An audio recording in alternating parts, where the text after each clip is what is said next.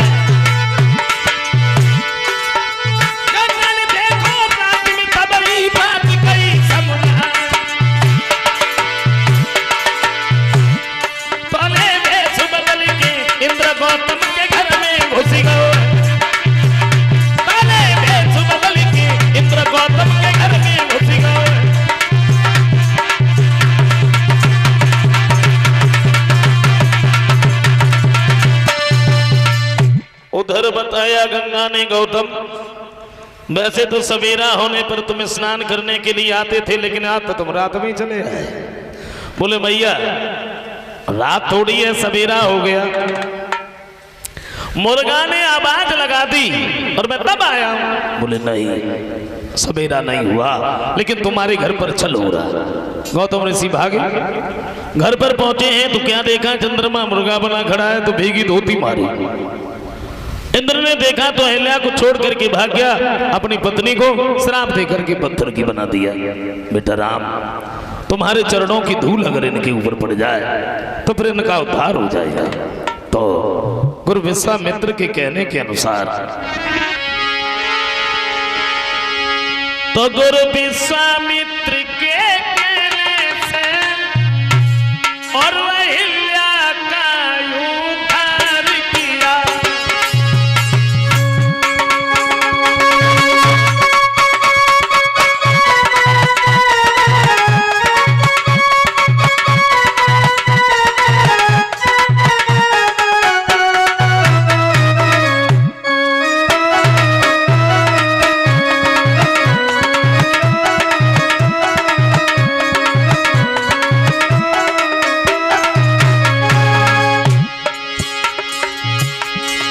विश्वामित्र के कहने के अनुसार समझाया। गुरु विश्वामित्र के कहने से अहिल्या का उद्धार किया और इंद्र के साथ कलंकित थी, उन पापों से उन्हें पार किया।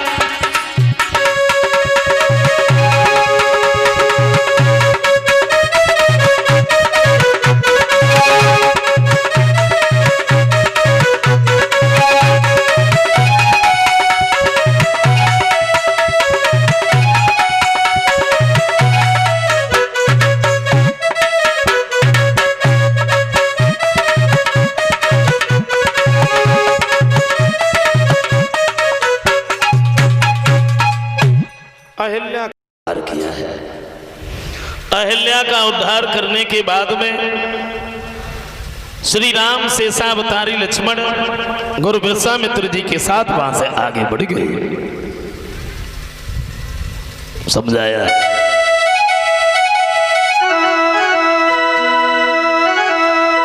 श्री राम जब चले कि चले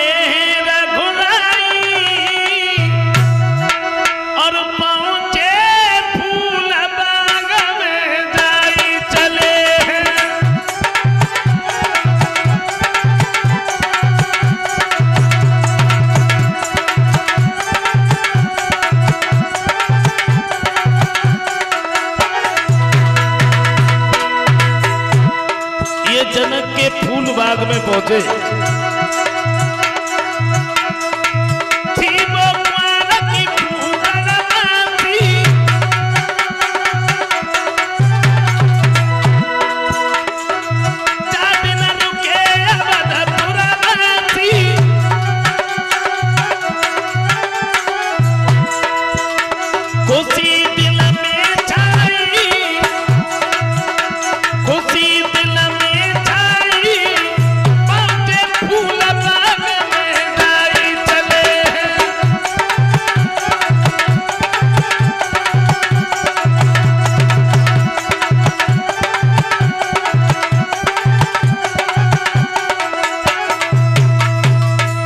जनक के फूल बाग में जब ये पहुंचे हैं तो गुरुजी के पास में ही बैठे हैं दोनों भाई।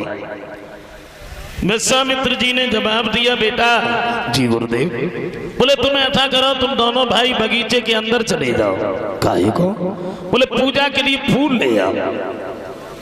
श्री राम शेषावतारी लक्ष्मण जब बगीचे के अंदर पहुंचे हैं तो बगीचे की सुंदरता देख रहे हैं। बड़े सुंदर वृक्ष हैं, पुष्प झूल रहे हैं। और प्रभु राम ने कुछ और देखा। चौकोर चार चौपट वाला और बगिया के बीच सरोवर है। उसी सरोवर के समीप श्री गिरजा जी का मंदिर है। बगीचे के अंदर बड़ा सुंदर सरोवर है, उसी के पास में गिरजा का मंदिर है। और दोनों भाई उसी जगह पर खड़े हो गए, बगीचे की सुंदरता देख रहे। उधर बताया सीता सहेलियों को साथ में लेके चली हैं। जो बगीचे में मंदिर था ना, इस मंदिर में पूजा करना। श्री सुखदेव जी समझाते राजा,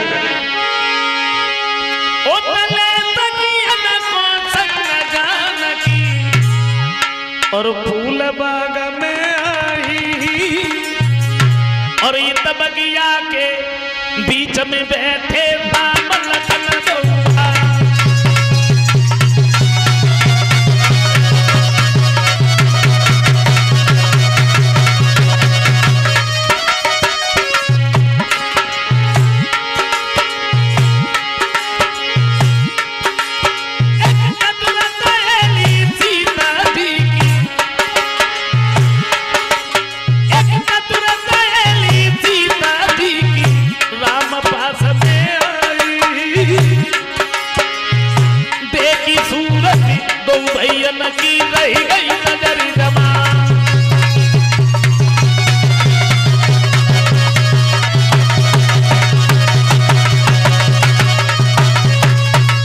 समझाया है। सीता जी की एक सहेली बिछुड़ गई, श्री राम के नजदीक पहुंची है। और राम की जब सुंदरता देखी तो ये लौट करके फिर भागी, सीता के नजदीक आई। पूछ लिया क्या हुआ, बड़ी हैरान लगती है। जवाब दिया, बहन तो राजकुमार बगीचे में इतने सुंदर बैठे हैं, जिनकी सुंदरता की बड़ाई हम सारी जिंदगी करते रहे फिर भी कम है। और बहन हमें तो ऐसा लग रहा है जिनका हम बरसों से नाम लेते चले आए हैं, जिनका हम बरसों से गुणगान करते चले आए हैं, वही श्री राम। बोली सोनारी गुइया राम बगिया में आए, सजनी राम बगिया में आए।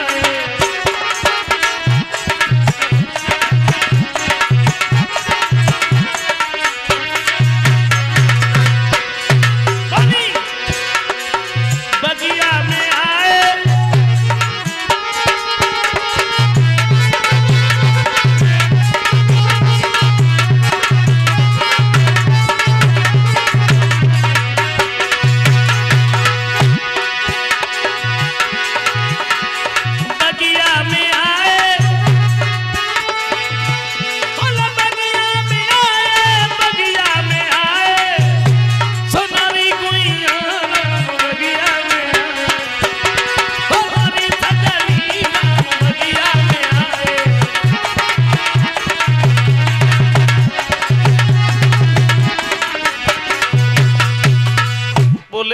हमें तो ऐसा लग रहा है वही श्री राम इस बगीचे में मौजूद है। जैसे सीता ने इतने शब्द सुने सो आगे बढ़ी, धीरे धीरे धीरे धीरे ये प्रभु राम के नजदीक पहुंची। सीता ने श्री राम की तरफ देखा, राम ने सीता की तरफ देखा। तो बाबा तुलसीदास जी कुछ कहते हैं, क्या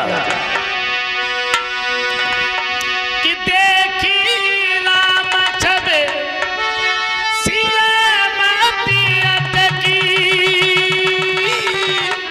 और सिया छवि देखे राम माती भटकी।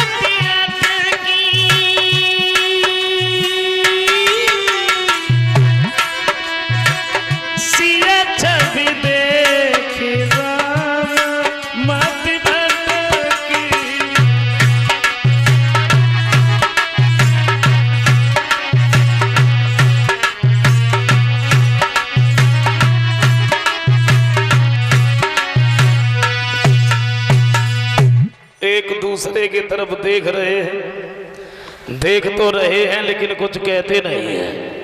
बाबा तुलसीदास जी ये कहते हैं, प्रभु राम और सीता की वो दशा बनी गई। गूंग स्वाद जिम सके न भान, यानी गूंगा को बढ़िया से बढ़िया कोई चीज खवाओ और खाने के बाद में फिर वो उसका स्वाद नहीं बता पाता है। इसी तरीके से एक दूसरे की तरफ देखते हैं, देख तो रहे हैं लेकिन कुछ कहते नहीं हैं। प्रभु राम ने जब देखा तो कि पड़ी गए प्रेम की डोरी में, और चित चोर आप चित चोर है।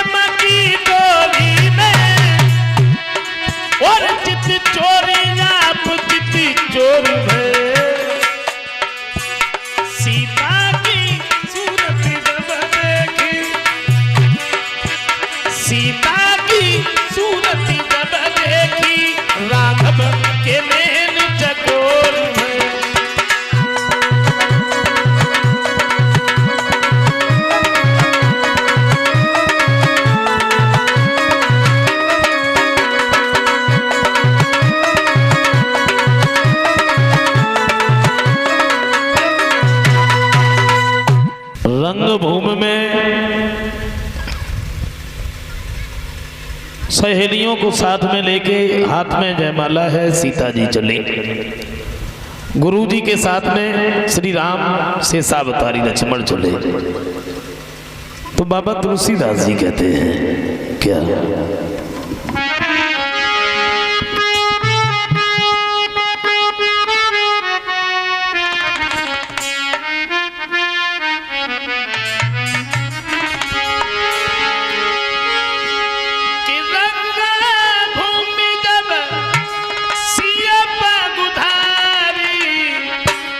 और मोहे देखी सकल नर नारी,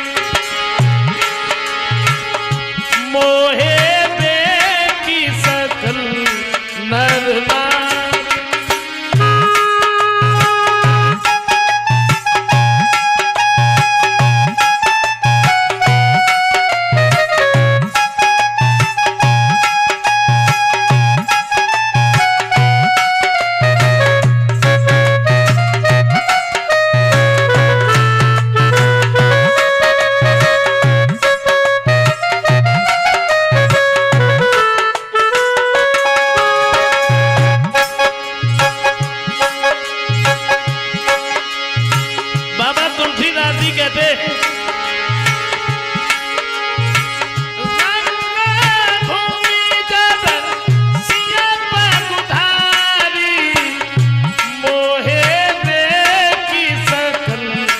नर नारी मोहे देखी सकल नर नारी।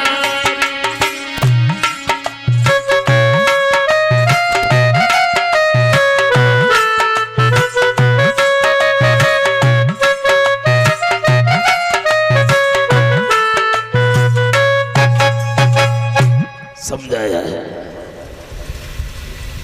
बाबा तुलसीदास जी ये कहते हैं कि जब सीता ने उस रंग भूमि में पैर रखा तो उन्हें देख करके स्त्री और पुरुष सब मोहित हो गए। और भाई बाबा तुलसीदास जी ये कहते हैं नारे स्वभाव सत्य कब कही। बाबा तुलसीदास जी वो ये कहते हैं कि स्त्री और पुरुष सब मोहित हो गए। और वही बाबा जी कुछ और लिखते हैं क्या कि नारी सुबह और सती कब कही अब गुण आठ सदा उर रही। वो ये कहते हैं कि स्त्रियों के अंदर जो 8 अवगुण होते हैं और उन 8 अवगुणों में ये भी एक अवगुण होता है।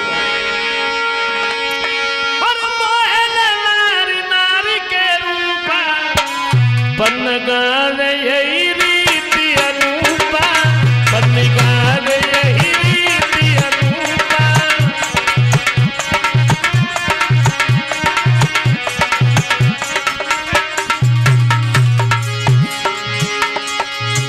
कहते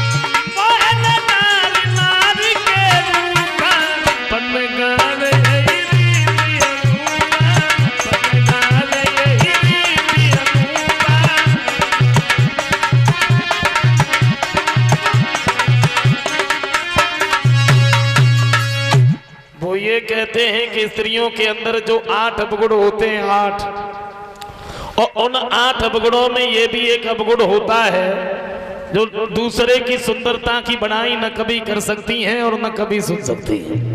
हाँ आइए गौर करते हैं, छोटा सा एक कीर्तन बोल लेते हैं।